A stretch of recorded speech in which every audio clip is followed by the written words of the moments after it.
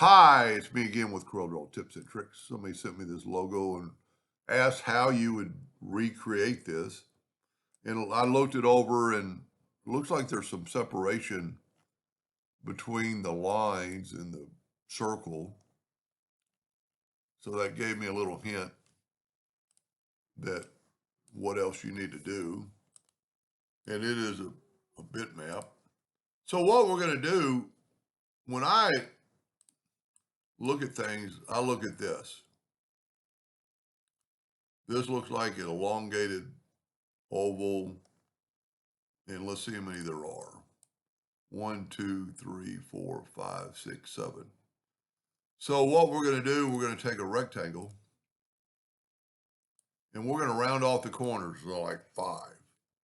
And that gets us a perfectly flat. I don't like it looks too fat. So let's bring it in a little bit. And you cannot type in too much. You know, you could type in 10 and it's still going to only go there. Now let's go to effects and contour. And we're going to contour like 0.2. See what that looks like. That looks pretty good. So what did I say? We needed 1, 2, 3, 4, 5, 6, 7. We've already got one, so let's do 6 steps. And maybe not enough because this part right here is pretty skinny. Let's go was it 0.2? There we go. 1, 2, 3, 4, 5, 6, 7. Now it might be a little bit too wide. Let's go the same thing, but let's go 0.35. See, that gives me a little bit more room. Break the contour apart. Now, there's several ways you could do this, but I'm going to go this way and make this thing like 24 point, well, too big. 16 points. Okay, I'm not going to be as thick as that, but I'm just trying to get them an idea. And then we need to ungroup it, select it all, convert it to an outline, and then we can left click, right click. And I still need to make sure we have 7 spaces. 1, 2, 3, 4, 5, 6, 7. Now all we want to do is just kind of imagine a circle. And these things are almost touching. So I'm going to group them together and then Control D, and I'm going to move it over. But the last one is not touching. It's like actually an equal space in between them. So if R is 0.35, I'm going to change my nudge factor to 0.35, and I'm going to move this over, and that might have just done it because it's a little thicker than the space.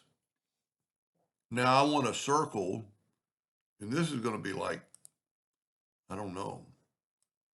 You know, this would be a good one to put on top of the logo and tray.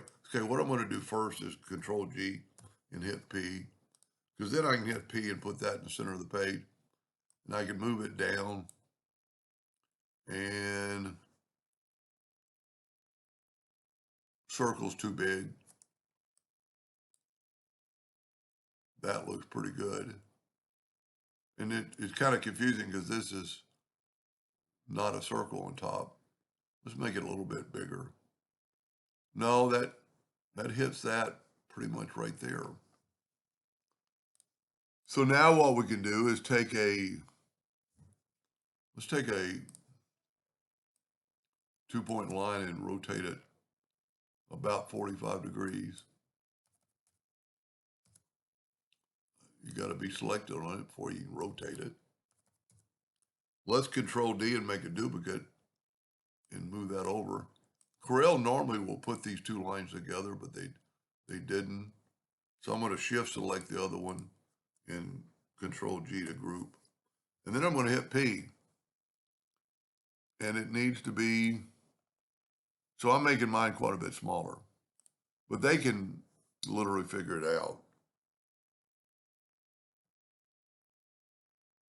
And what I'm looking at is this bottom one is just barely there. Okay. Now also,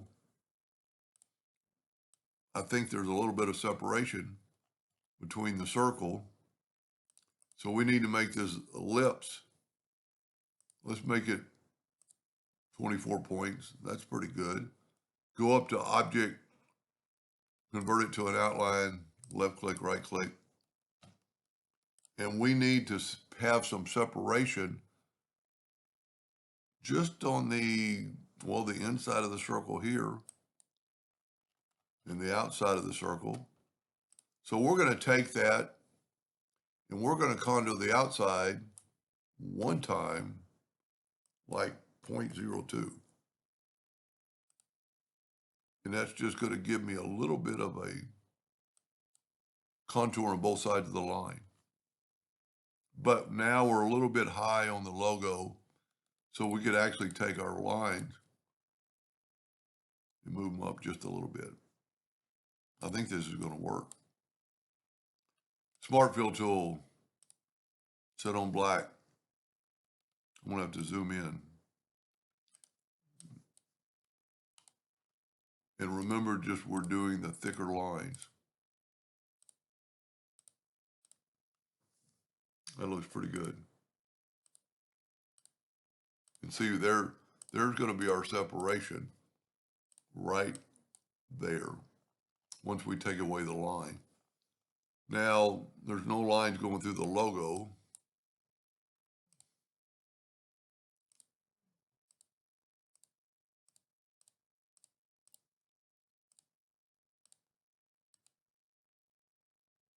This is easier than it looks, but you got to remember that I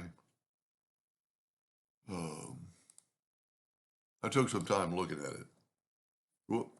Whenever you nudge and you're not moving very far, just nudge it back and start over. So what we're going to do now is take away the outline by right-clicking. And I don't know if it matters. Let's get probably the Smart Fill tool would be the best. Get the eyedropper. Light orange. It is an RGB looking color.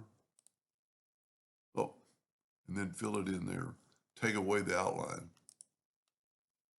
And a lot of times you can't take it away, but you can move. That's pretty close.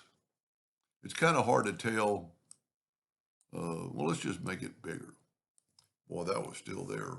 Remember when I said delete the lines? A lot of lines will stay there. See, there's some lines left, if you notice that.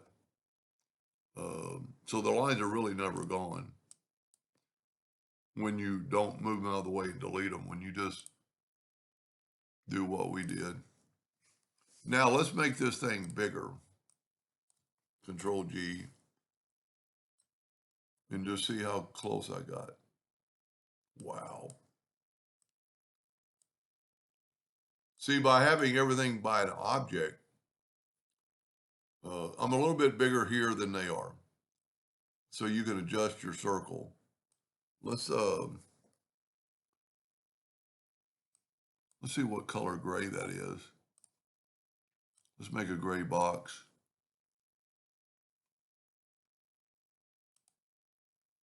That's a little about the same color. Go to object, order, back a page. Man, I'd have to say they're identical with the exception that mine's a little wider right there. And mine is a vector and sharp. I don't know if that separation is really there or it's a gray line around the item. Now then their lines are a little thicker. So what I said earlier kind of makes sense. if this was a centerable item when it's not, because there's more left over here. But if you could mimic, and also don't forget to use the transparency docker to make that lighter, and then just mimic that, move your boxes in and make them that thick a line. And I just wonder how close. See, my circle's bigger. My whole thing's a little bit bigger. And